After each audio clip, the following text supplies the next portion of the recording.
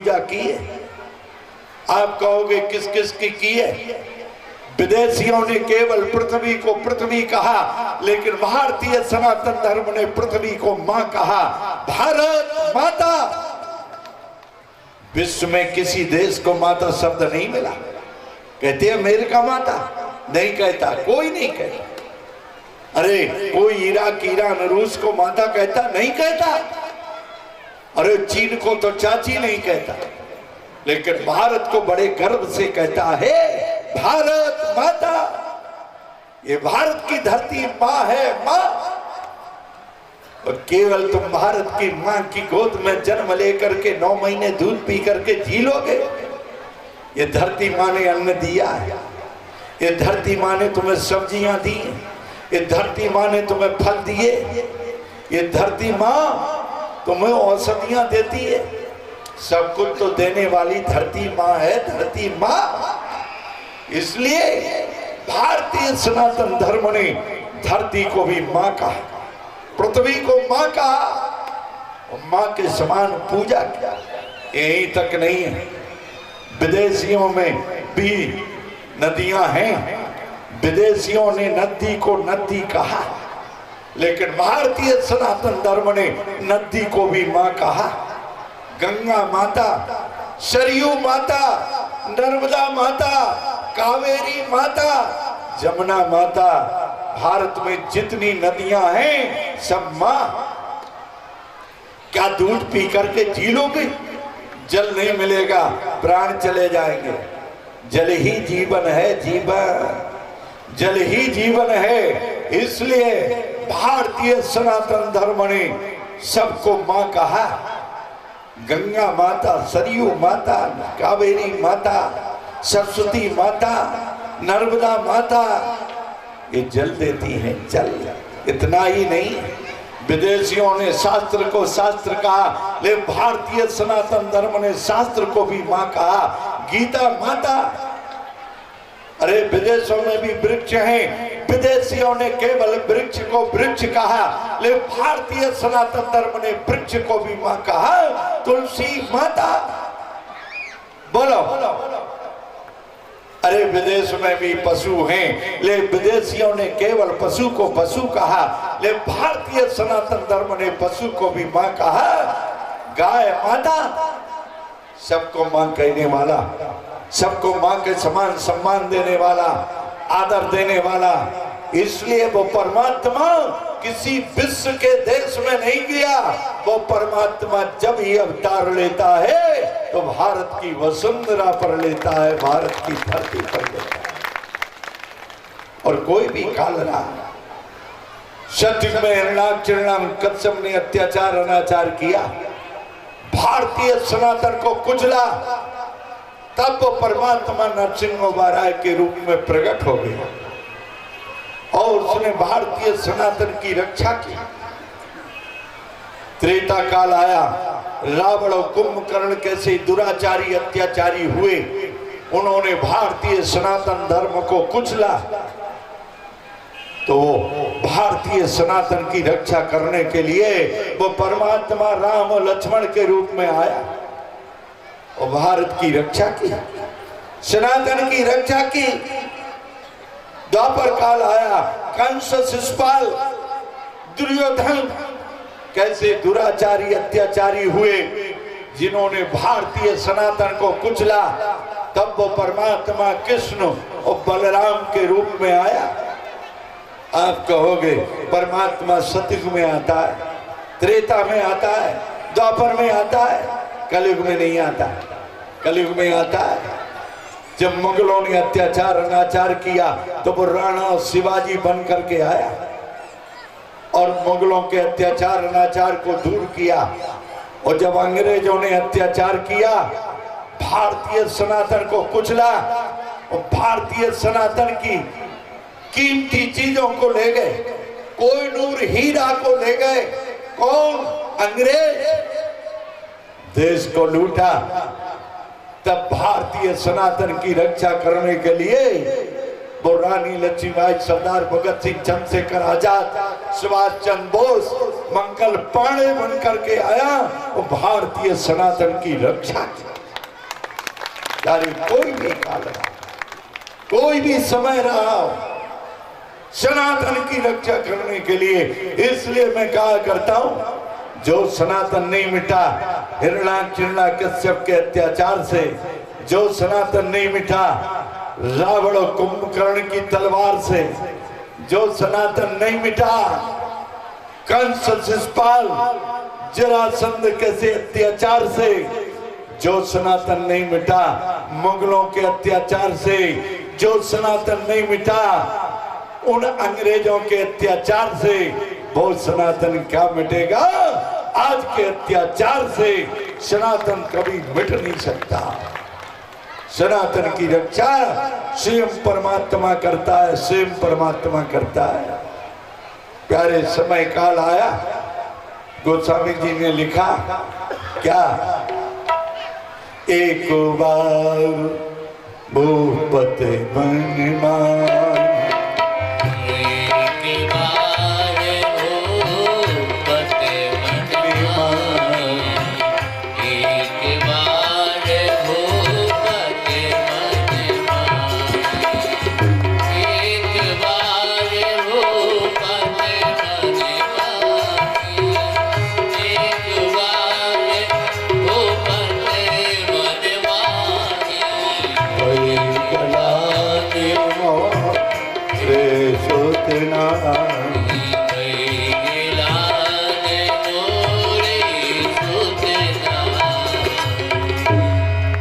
क्या जिसके बेटा नहीं होता उसे जीवन में एक बार गिलानी होती है?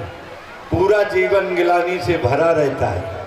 लेकिन रामचरितमानस में कई बार एक बार आया, एक बार त्रेता जुग माही, एक बार त्रेता जुग माही, एक बार त्रेता जुग माही, एक बार त्रेता जुग माही, एक बार त्रेता जुग माही, भई गिलान मोरी सुत नारी, भई गिलान मोरी सुत नारी।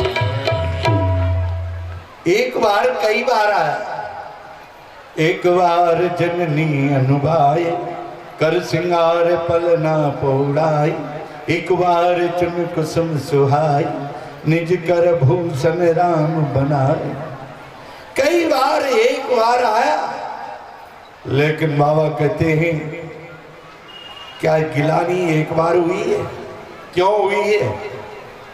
गुरुदेव वशिष्ठ की पत्नी अरुंधति ने कहा, महाराज आप कैसे गुरु?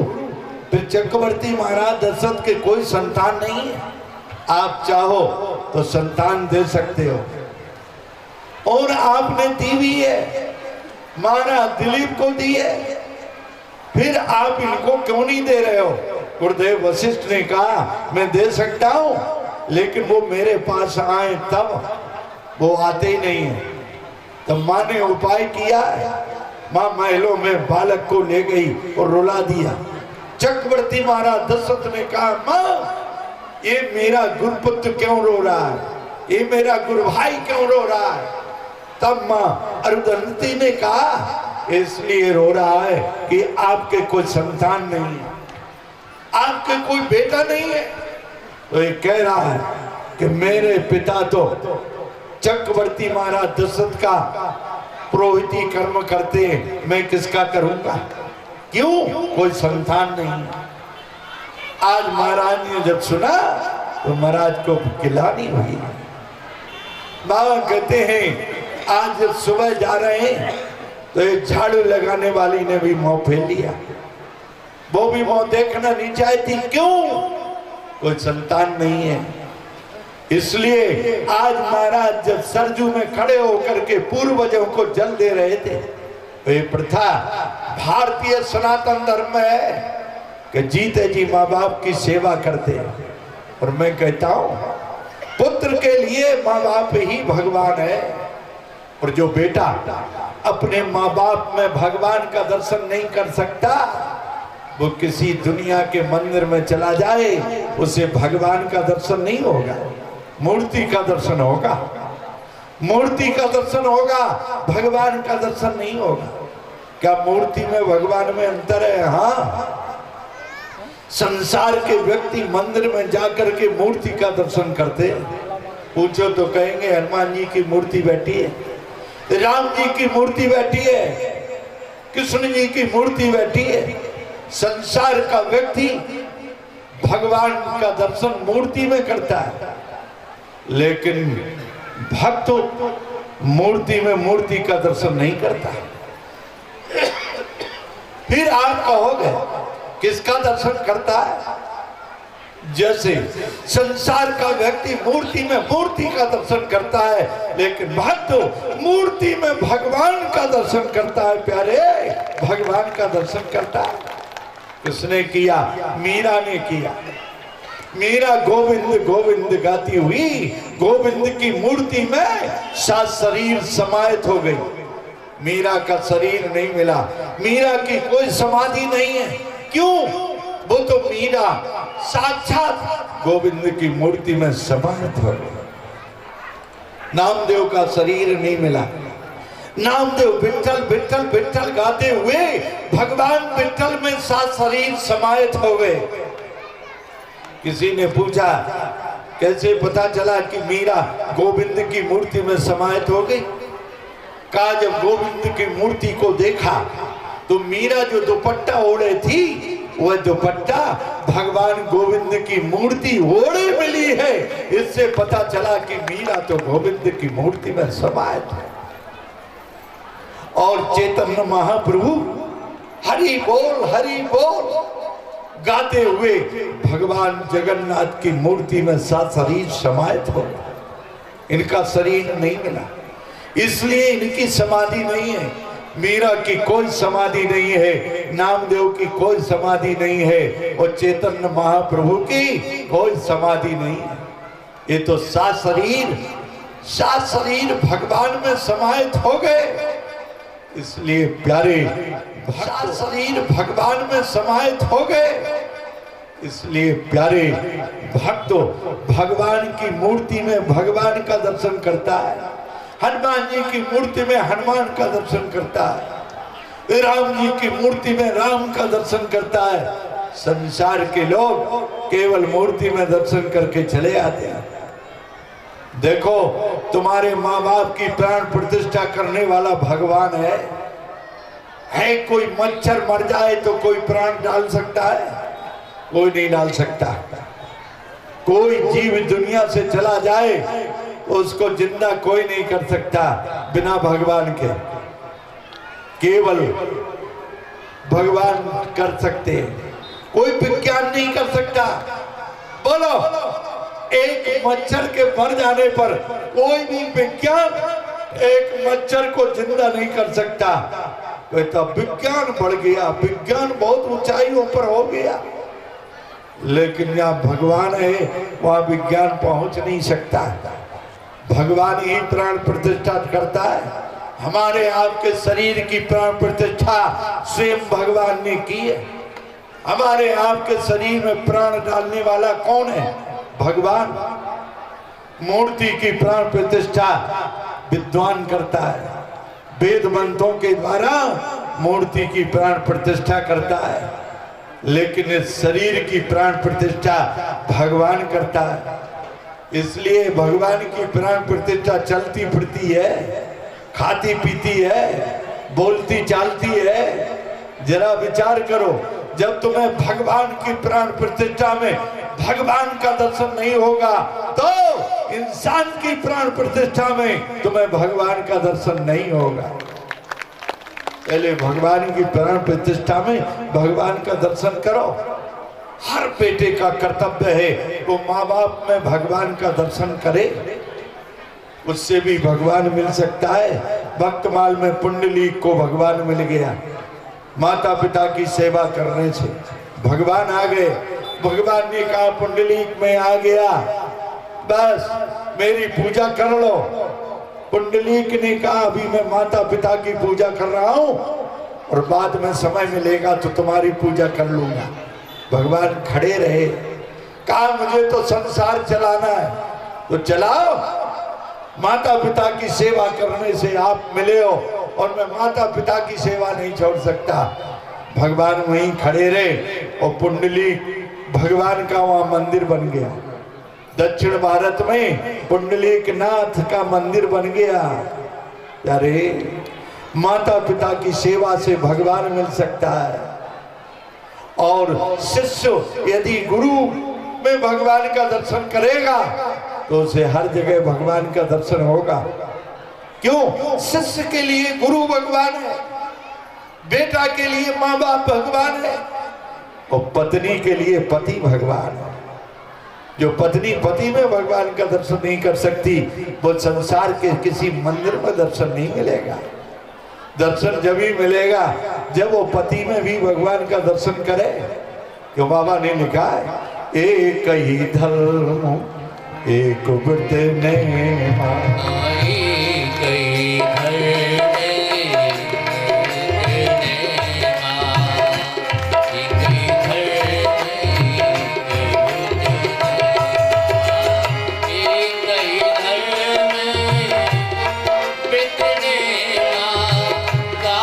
बचने मन बनी प्रेमा।